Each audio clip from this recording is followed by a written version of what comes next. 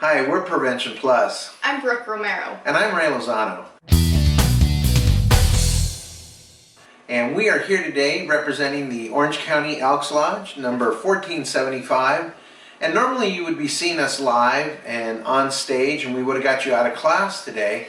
But I guess you are out of class today. But we decided we're going to change it up a little bit. So we get to travel all across the United States talking to kids about drugs and alcohol in a real fun way. So Brooke, what's the funniest thing that's ever happened to you when you've been presenting? Well, a funny thing that happens pretty often is almost every time I walk onto a high school campus, I inevitably get mistaken for a student. Yeah, I look really young. I'm 23 years old, which I know is still pretty young. But every time I walk onto a campus, they're like, do you need help finding your classroom? You look a little lost, you know? Oh man, that'd be weird. Yeah, so it's pretty funny, and then I have to tell them, you know, I'm the speaker. I'm here to speak to the students about drugs and alcohol. But yeah, that's pretty funny. Oh, that is good. And so did they ever send you to the principal's office? Every now and then. Right. Every now and then I'll get the "you can't leave campus without your parent here" kind of thing. But yeah, it's pretty funny. Oh, that is weird. Yeah, I've never had that happen. So yeah. But yeah, I do get to, you know, speak to a bunch of different groups of students. Who's your favorite group to speak to? My favorite group. You know what? A lot of times when I'm presenting, well, I'm going to tell you the group I don't like presenting to. Students that are dead quiet. And so the ones that just sit there and they don't make any noise, it just drives me crazy. So I want students to talk a little bit. I want them, when I tell a story, to kind of interact with each other. And so I make time for that. I want students to interact with me. And the ones that I really like are kids that are in probation. Really? Yeah, it's just the weirdest thing because they are defending their drug, you know. And so a lot of times they'll like, well, I don't believe what you're saying about marijuana, or this is what I heard, or my uncle smokes all the time and he's okay. And so whenever I'm doing my marijuana presentation to probation kids, that's my favorite group. And so we get to present marijuana information. We get a lot of questions about that. And it's really changed quite a bit when it comes to marijuana, hasn't it? Yeah, definitely. It's changed so much. I'm going to sound like a really old guy right here. But things have changed so much. Like back in the day, the kids that did smoke weed had to get marijuana, put it in a paper, roll it up, get a match, you know, all that kind of stuff. But now it's so different. And kids that smoked back then had a crazy aroma about them. And you could smell them in line, you could smell them walking, you could smell their jacket. So is the aroma still happening quite a bit? Not as much. So students can get e-cigarettes with marijuana that smell like cotton candy or bubble gum or things like that. But there's also ones that don't smell like anything. And a lot of times where it can be really tricky is when a student has an e-cigarette that they don't even realize is filled with marijuana. Oh yeah, that'd be a problem. Now one of the things I've had a lot of teachers ask me or tell me is that this e-cigarette craze is just blowing up to the point where they can't tell which students are using and which aren't. And I've had principals come to me and say, you know, you used to be able to identify the like stoner kids kind of thing. And nowadays, you know, it's the artsy kids, it's the sports kids, it's, you know, the loner kids, it's every type of kid.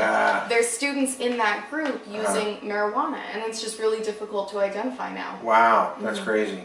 Now, when I graduated high school back in 1983, and I hope you can put like this cool graphic that comes in and out, like right now as I'm using my hands, I hope the number 83 is going back and forth like that, you know. But yeah, back in 1983, marijuana was running probably right around 15–18% THC, and THC is the thing that gets you high, and it's so different now, right? Nobody's going to smoke 15% THC. That's like when you go over to your grandparents' house and they have one of those televisions that you have to change with a knob. You actually had to do that. Google that later. But yeah, you had to change it with a knob. So 15–18% was really popular back when I was in high school and what kids were smoking. But what is it now? Nowadays, it can be as high as 96 and even 98% THC. Man, that's crazy. I mean, it is almost as close to pure THC as somebody could get. And it's called wax, right? It's called wax. Yeah. Well, from what I teach on marijuana, like if somebody's smoking regular marijuana, what happens is information comes into their brain and it's greeted differently. So For people that aren't high on weed, when information comes into their brain, the brain greets that information and it categorizes it and puts it in the spot that it needs to be put in case they need that information later. Like, for example, if I said the word elephant, right? Everybody that's watching this right now, get an elephant inside your head. Okay, got an elephant. Got it. All right. I'm going to say for a majority of people, they saw a picture of an elephant. Is that what you saw? I saw a little cartoon drawing. Cartoon drawing. Okay, that's pretty cool. Some people see a video, like a little short video clip of an elephant walking out. Now, people who think totally different than us, maybe I would even say borderline genius, see the letters E-L-E-P-H-A-N-T because their brain thinks different. So when I say elephant, your brain runs to the elephant door and it opens it up. So that's how your brain's supposed to work. Now, when you smoke weed, and the reason why people forget things, or they are going to ask a question, they forget what the question is, or if somebody tells them their name and they immediately forget it, that's because marijuana comes into their brain, and their brain and marijuana have this information and it doesn't know where to categorize it. So it puts it in a weird spot inside your head. Now that's marijuana that's running, 15 to 18% THC. So when you're smoking wax, it's running like 98% THC. It kind of sneaks into this little part of your brain and it opens up this door called depression, schizophrenia, paranoia. And so it opens up those doors. And it does a whole bunch of stuff. So they're finding out kids that smoke wax now have a tendency to suffer with depression a lot more. So we're seeing that, So it's a whole different thing. And normally we would be out presenting this live in schools, but we're not able to do that right now. So we will be coming to the Orange County School District here before too long. And who are we going to be sponsored by? We're going to be sponsored by the Orange County Elks Lodge.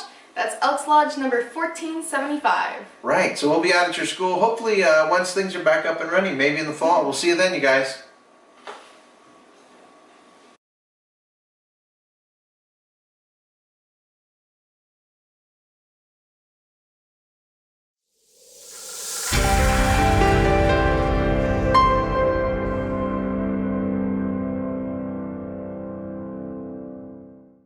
Kids always ask me, well, you know what? Are edibles better than smoking? No, they're not.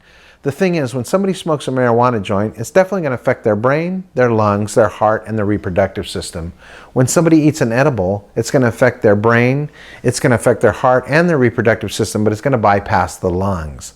The thing about an edible cookie is that the THC content in it is going to be super high. Somebody smokes a marijuana joint, 15 to 18% THC, you can find better if you look for it. Somebody makes a cookie, they know you're going to eat it, it's going to have to go down into your stomach, get dissolved, and make its way into your system. So the THC content is going to be higher. The problem with that is when you get an edible cookie, you're supposed to cut it into 6 pieces. Who eats 1/6 of a cookie, right? I mean, one cookie is one serving. Unless you're eating a Girl Scout cookie, then an entire sleeve is a serving. Edibles, way more dangerous for you.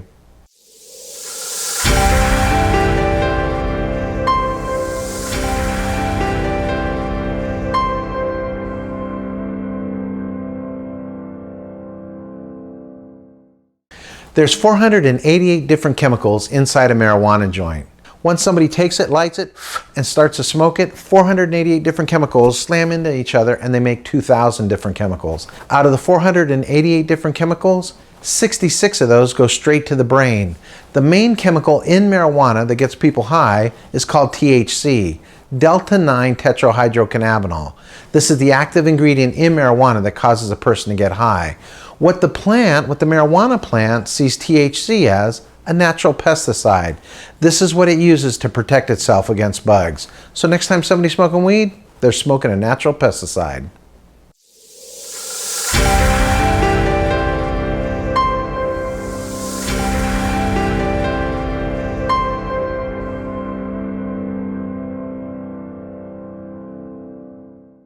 The thing I always hear is, wow, weed is way better for you than cigarettes. That's not the truth.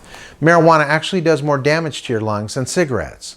Here's the problem. People that smoke cigarettes light it, and they exhale. Is that how people smoke weed? No way. They take it, they light it,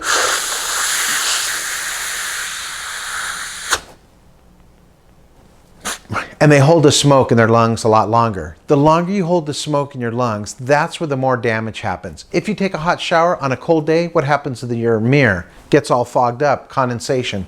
Same type of thing is happening inside your lungs. The longer you hold that hot smoke in your lungs, the more condensation you get. That's why you wake up with a cough in the morning when you smoke weed.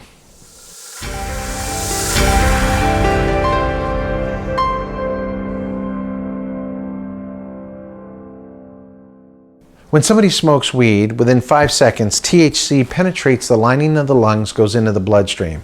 I'm a little THC molecule. I'm in the bloodstream. And all this blood is flying past me, but I'm not interested in blood, but I need a ride to the party. What am I looking for? I'm looking for a little fat cell. This little fat cell comes cruising by. I like this little fat cell. I think this little fat cell's cute. What do? Bam! Jump on the back of it, right around the system, till it finally makes its way to the brain. Once THC makes its way into the brain, fat cell drops it off, fat cell goes back out. THC does not know how to get out of the brain, so it continues to swirl around inside for up to 30 days.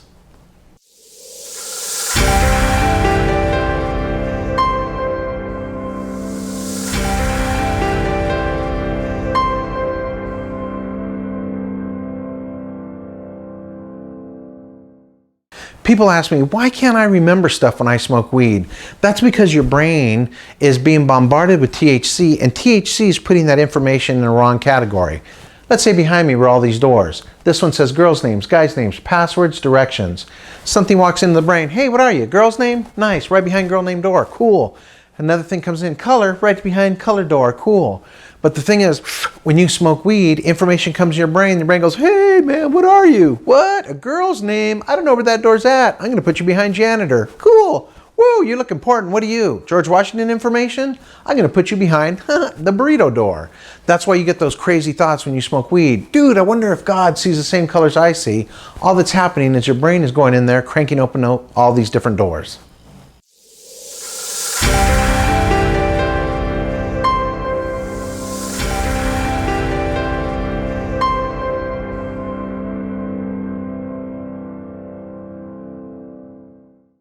People always ask me, why do I stare when I smoke weed? The reason why you get stuck or stoned or stare is because there's so much information coming into your brain doesn't know what to process, what to hold on to, and what to get rid of. Right now, we are being bombarded with over 3 million things that our brain is trying to have to process. It takes 3 million things, it looks and it goes, I want the top 200, get rid of those. Top 200, get rid of those. When you smoke weed, what happens is 3 million things come into your brain, and your brain doesn't know what is important or what isn't important, so it tries to process all 3 million things at one time. If all of us had that gauge removed, we would all stop and stare at stuff.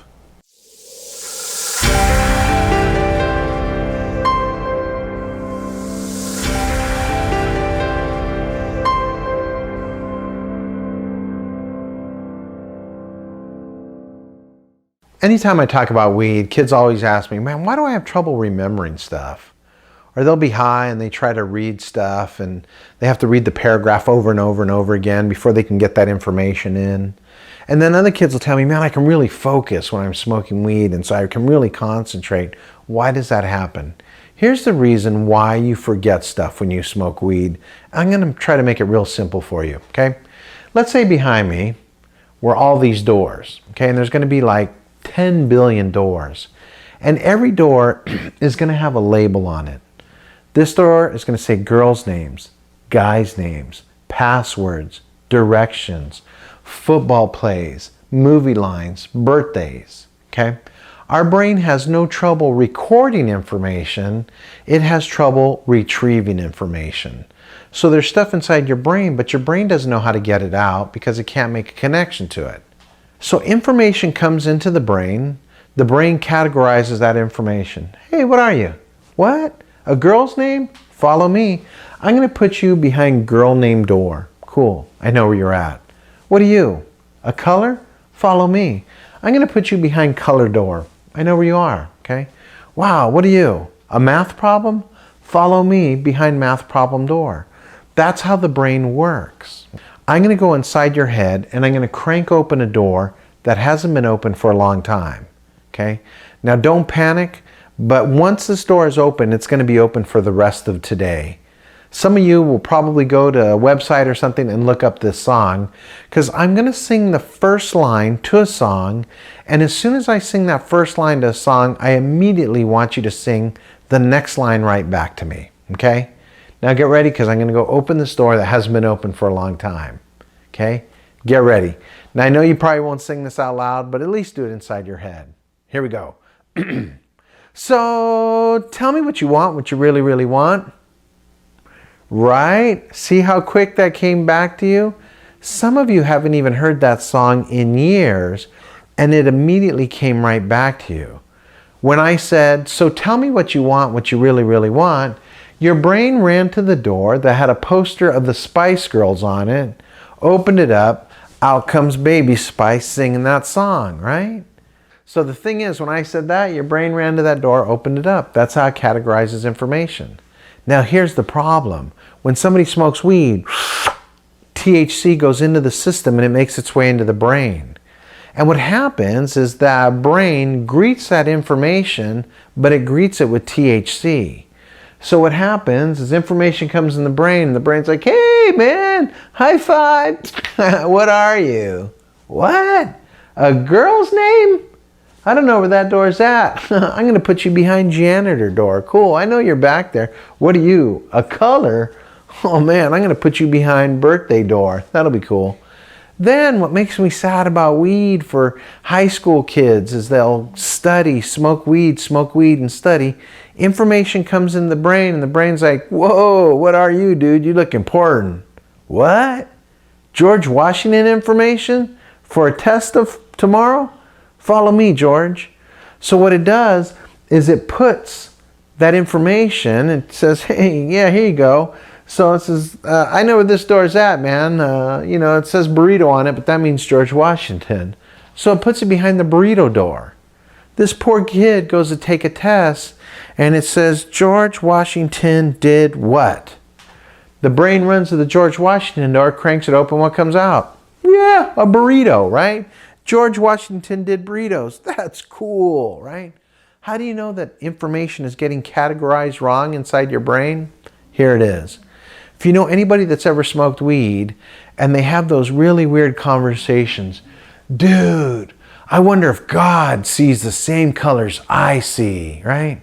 I don't know, I think my dog is depressed, right? The kid in probation actually told me this one time. He goes, Mr. Ray, he says, I smoked weed this weekend. I'm like, okay, man, thanks for telling me. He goes, and I had the very best idea. I'm like, what was your idea? He said, I thought it would be cool to start making doghouses out of tortillas. I'm like, yeah, right? That's a marijuana thought. Now, at the time, it seems like you're so deep and intellectual and like you got it all together and you can really figure stuff out. But if you look at that stuff, making doghouses out of tortillas, yeah, it just doesn't make sense. So what's happening is marijuana is going in there, cranking open the tortilla door, going over here and opening up the doghouse door. Those two thoughts are coming out, doghouse, tortillas, and the brain's like, I got to put those together. How can I do it? I can build doghouses out of tortillas. Now that's where it gets pretty scary, because what happens is information is going into your brain and it's getting categorized in a different area, so you're not able to pull that information out. Okay? You'll talk to people sometimes and they'll say they smoke weed and you give them their name and they can't remember that information. Does that mean it's not in there? No, it's definitely in there, but it got categorized at a different spot. Does that get dangerous? Yeah, totally. Once you get a job where you have to remember stuff, or you get a job and you have to be there on time, your brain just doesn't categorize that information. That's where that kind of relaxed feeling comes from. Sometimes kids will tell me, oh man, I can really focus when I smoke weed and I can concentrate better. Why does that happen? Well, the reason is there's so much information coming into the brain and the brain is trying to categorize that information, so it kind of sits and stares. Take a cartoon or something, there's all these colors and your brain has to process all that information, so it sits and it freezes, and the brain doesn't know what is important or what isn't important, so the thing that it does is it tries to categorize all of that information. Does that get dangerous? Definitely. That's why you sit and stare. You see the same thing with 4-year-olds. I remember when my daughter was little and she'd be running around the house going crazy and Papa needed a break. What would I do? The same thing your parents have done, the same thing you're going to do to your kids. You put their favorite movie on TV. Kids running around the house, you put their favorite movie on and they're like, don't. They start to sit and stare. Well, the thing is, there's so much information coming into their brain is trying to categorize that information, right? For my little girl, it was a Little Mermaid. As soon as I put that VHS tape into the player, I don't even know if you know what a VHS tape is, and she'd hear the beginning of that song, ha, ha, ha, ha, ha, ha, the Little Mermaid, my little girl would come running in the living room, boop, she'd sit and stare. The reason is because there's so much information coming into her little brain, it's trying to categorize all that information. I'll have kids tell me all the time, well, you know what, man, I don't know if that's true or not, because I have a friend that smokes weed all the time and he makes straight A's. How about that? Yeah, how about that? You know what I call those people? The lottery winner. They won the lottery. They're the ones that won, yeah. In the state of California, you get millions of people every week that play the lottery, okay? So you have 1 million people that are playing the lottery every week. How many people actually win? 1 or 2, right? Out of 1 million people, 2 win. Same type of thing with marijuana. You'll get 1 million people that smoke weed, but 2 of them will be able to function fine and they're okay. Then what we do is we look at them and go, wow, if they can do it, we can do it. We never look the other direction. We never look at the person that's using meth behind bars and go, someday I'm going to be that person, right? Because as human beings, we always look up. We don't want to look down and go, oh, I'm going to end up like that person. So the reason why you freeze, the reason why you focus on things, the reason why you forget things is because THC has gone inside your brain and it's categorizing that information in the wrong spot. That would be like me going into your computer, changing all the names on your files. Is the information still there? It definitely is. Is it going to be harder to find? Definitely. That's what's happening to the brain when you smoke weed.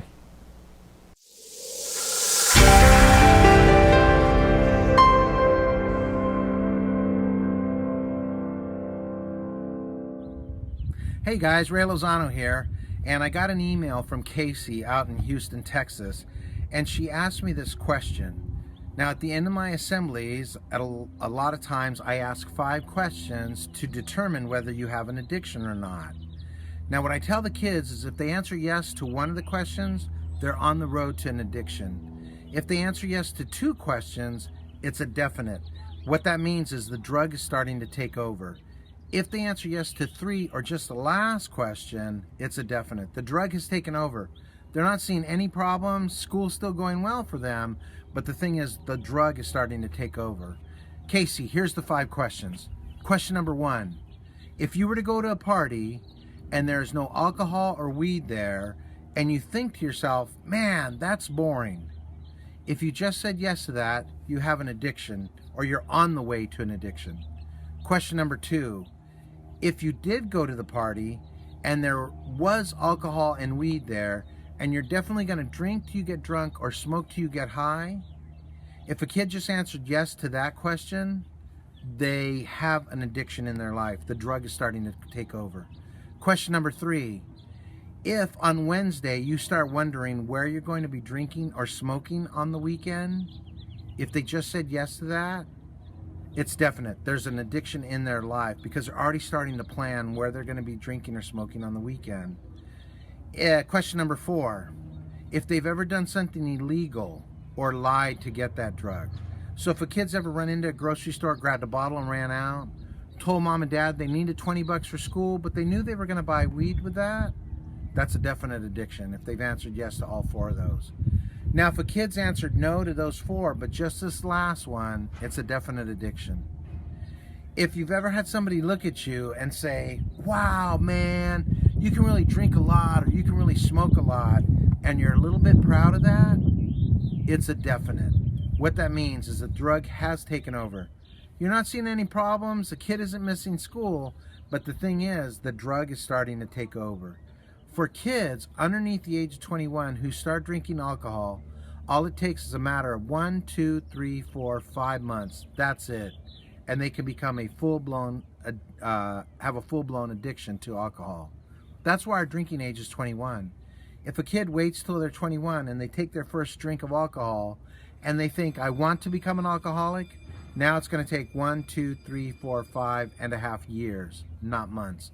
The younger you are when you start doing a drug, the quicker you become addicted to it. You guys, my name's Ray Lozano. Thanks for watching this video.